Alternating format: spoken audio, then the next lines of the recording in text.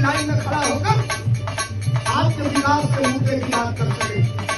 एक ऐसा नौजवान है रवि प्रकाश जो समाजवादी पार्टी का कार्य करता है, अखिलेश यादव का सिपाही है, समाजवादी पार्टी के लिए 24 घंटा काम करने का काम करता है और पार्टी के लिए समर्पित रहने का काम करता है।